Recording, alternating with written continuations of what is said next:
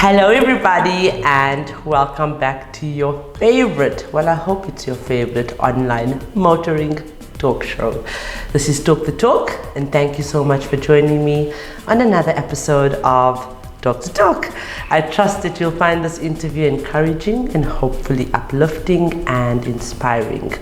I'm your host, my name is 𝐤𝐸𝐻𝐸, and today's guest is very passionate about his role in the motoring industry. His team admires his dedication and his customer relationships as he knows just how to make any person feel welcome and comfortable at his dealership. We are very happy to have another strong advocate for women empowerment in studio with us today, and I personally believe that any man that is ready to champion for women that need or want to move up the ranks in our trade is in our corner and is welcome in on our platform. So without further ado, let's welcome Irvine Lehloo, and he is the dealer principal at Eagle Mahindra Sandton. And as always, this interview is proudly brought to you by 𝐬𝐸 Solutions, MFC and Avo by Nedbank.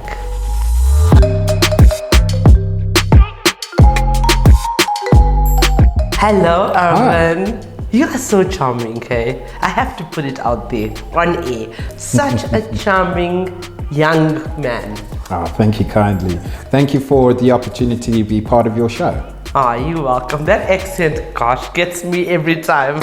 Irvine, like I said earlier on, it is so refreshing when a man wants to enter this pink set, you know, we're empowering women, and really this is the change we wish to see, like Mahatma Gandhi says. Be the change you want to see, and I think you want to see, you said it earlier on off air, we need more women in the motoring trade. So before we even start, let's first tell our viewers who you are and your journey in the motoring trade. Sure. So my name is Irvine. I'm currently dealer principal at Eagle Mahindra, which is a dealership based in near Melrose in Sandton. I've been working for Eagle for eight and a half years, and I've been part of the motor industry for 10 and a half years. So yeah, my journey is quite a storied one. I started off as a junior sales executive, and gradually over the years I've upskilled and trained myself together with help from my mentors, and fortunately I found myself in the position that I'm in today. Oh, that's amazing. I think it's not just fortunately, it's you know, I always say that your ultimate success is paved by your daily accomplishments. Yes, so it's a hard work. And Irvine, I just want to backtrack a little bit, okay? You have this amazing accent, which is a combination of many different nationalities. Yes. Let's backtrack a bit. Okay. 10 and a half years in the industry, which means you started at 15. So where were you at 10 years old? I love it. I'm quite a bit older than that. Okay, tell us, where's this accent coming from? Well, I've had the opportunity to travel and stay in a few countries around the world, notably in England, and I've spent a little bit of time in Canada as well. So, were you studying? In both circumstances, yes, I was. All right, okay. So, okay, let's get back to what we're here for, the motoring trade. What do you love most about representing the Mahindra brand? Well, the opportunity to join the Mahindra brand came along while I was actually working for Ford. And the reason why my interest was piqued at the time was because Ford and Mahindra were in the beginning stages of developing a motoring partnership. So Ford needed to have a partner to build smaller SUVs for them because their global plan was to move towards making larger SUVs and electric cars. Right. And that's where Mahindra was supposed to come in. Unfortunately, at the time, shortly after they reached their memorandum of agreement, COVID took over the world, and a lot of the intended partnerships, one of which was these, sort of fell away. But then by that stage, I'd already made the transfer over to the Mahindra brand, and wow, it was an exciting transition. Right, so your blood turned from blue to where it's supposed to be red. Yes, absolutely. Right, so how do you feel, how do you encourage the female staff at your dealership, not just to move up the ranks, but also to progress in the position that they are in? Well, I think I must count myself as being blessed in terms of that I've had two very strong mentors during my time in the motor industry. Previously, Mr. Joel Friedman, who's since retired, and now currently Mr. John Landy, who's the senior director at Eagle Corner. And he's always been progressive in terms of wanting to educate his staff, upskill them, and to nurture and develop talent. So he's always on the lookout for talented individuals, and it doesn't matter what race, color, creed, or gender they are. And as a result, we have quite a diverse mix of staff, not least within our management team. Over half of our managers are actually ladies. I was waiting for that. Well done. And not only that, most of our long-serving staff, and these are staff that have been around for over 20 years, are women as well. Wow. So our work environment is geared towards nurturing, taking care of, and empowering people from all backgrounds, especially women. That's amazing, absolutely. So Irvine, what's your opinion about our women empowerment platforms? We have several. We have this talk show where women can come on here and men, and advocate for women moving up the ranks, as I said, uplifting, empowering, educating women as well on buying vehicles, what type of vehicles to buy, what suits them. It's a platform that's like none other. I don't think there's an existing platform like this. And then we have the Motoring Woman of the Year Awards, very close to my heart, where we recognize women that are moving up the ranks, and that encourages other women to want to be in the industry and to aspire to be like them. And then we have Women Talk, it's a magazine, and then we have our women empowerment workshops, which we do countrywide. That's a mouthful. We do a lot of work. We have a great team. I don't do it by myself. But we have a wonderful sponsor, which is MFC and Avo by Nedbank, and as well as Sariti Solutions, that have been sponsoring us now for the past 5 years. Thank you very much for doing that. So how do you feel? Normally I don't ask this question with that mouthful. I just get into the question. But I think I just needed to, just not educate, but just give you more information about what we're doing. How do you feel about all of that? It's extremely important. Yeah, no, more than half of the country's population are women, but in recent times, more and more women are becoming key decision makers in households as well. In cases where they're not already the head of the household, because there's a lot of single parents out there. Right.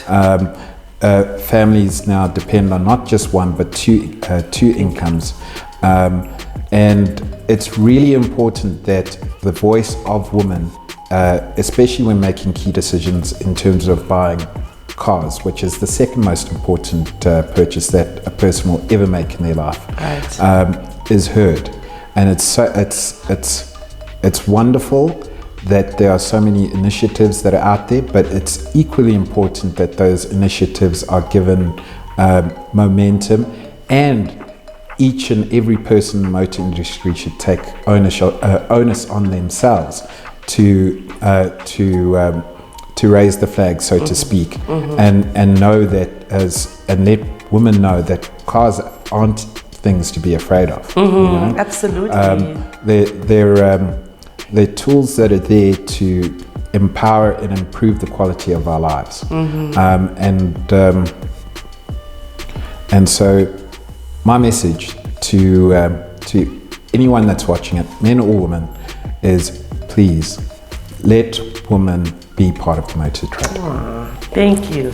Thank you so much for that. Not let them, we're coming for you. We are part of it. We might still not be, the scales might not be balanced. We might not be in leadership roles or where we should be. I think now the statistic is 4% of women in leadership roles. And that needs to change drastically. No, absolutely. The transformation is taking place. The landscape is changing. But again, statistic is 83,000 women in the trade and 30 to 40,000 men. So we've got we're going to get there, maybe not in my lifetime, but the narrative is there now. Yes, absolutely. Yes, and it's not going to stop. No, definitely. And it shouldn't. It shouldn't. Yes. So how can men become more prominent and more active in advocating for gender equality? Well, it's just simply doing what my mentors have done, which is keep an eye out for talent, and if talent is spotted, make sure that you take a hold of it, don't let it go, nurture it, encourage it, develop it. Absolutely, absolutely. Now tell me, Irvine, how do you see the change taking place in the next 10 years, and how do you think women are going to, from your personal experience, receive these opportunities? What's happening at your dealership? Well, in our dealership, as I mentioned, we've already got quite a diverse mix of staff.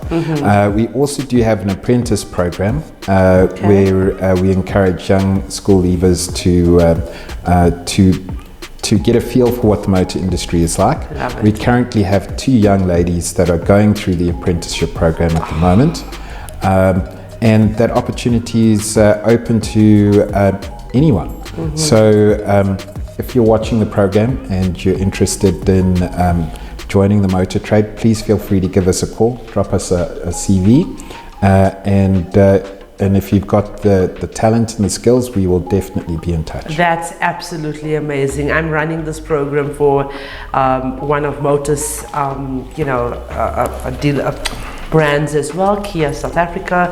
We're getting 100 young ladies into the program. They have the YES program, and it's so refreshing and amazing to hear that the smaller groups are also engaging in this conversation of apprenticeship. We need this. We really, really do. I just want to say thank you so much, Irvine. You are such a breath of fresh air. I normally have blue-blooded people in here. Today I have red blood in here.